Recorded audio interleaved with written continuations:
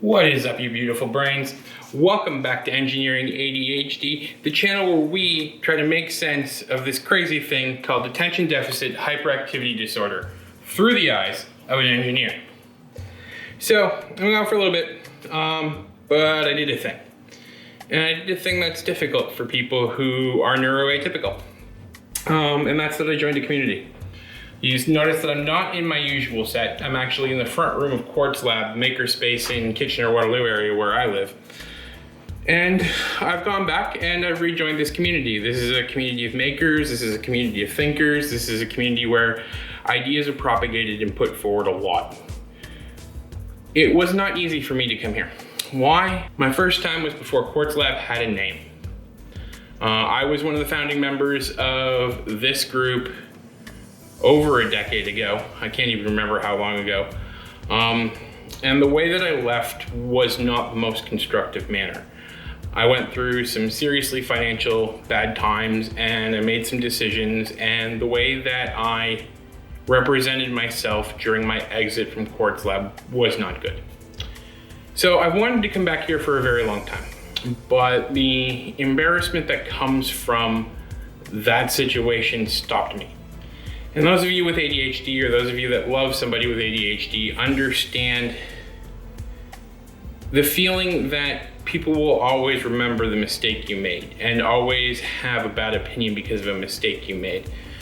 But one of the things that I want you to understand, and always understand, is you play generally a pretty small role in most people's lives.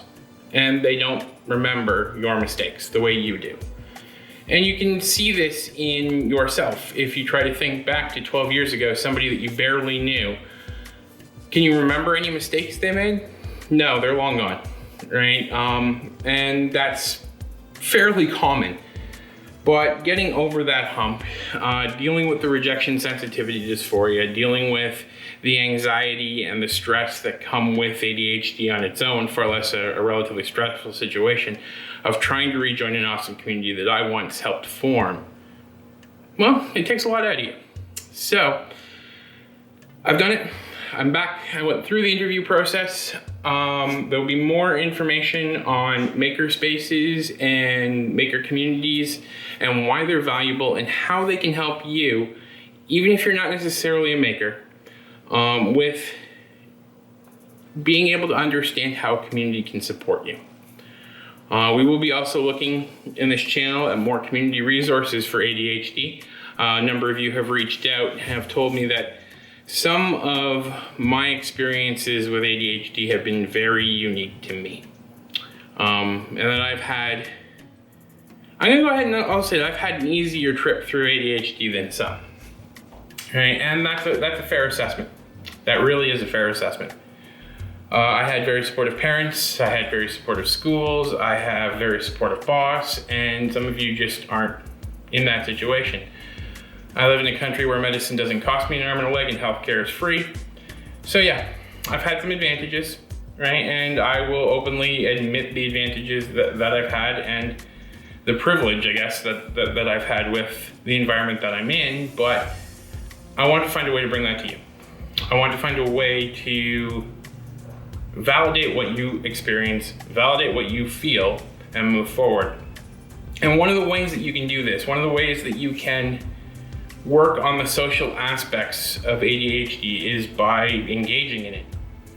And I know that sounds kind of, well, you're afraid of spiders, so go bury yourself with 100 spiders. But that's actually one of the ways that a lot of anxiety and phobias are treated by psychologists and psychiatrists is immersion therapy. And with friends and community, there's a very valid method of dealing with the ADHD side. The other thing that I did, and that another technique that you can take away from this and you can use, is I asked myself, what do I have to lose? Let's say that yes, my reputation and everybody remembered the bad way that I exited the team from Quartz Lab over a decade ago, and they said no. I am still in the exact same position I was at the beginning of all this. So technically, I've lost nothing. Well, that's it for today.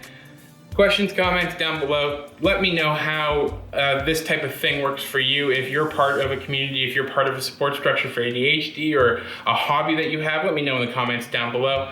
As always, there's an email address at the end of this video. If you don't feel like the public comments, by all means, launch an email to that address.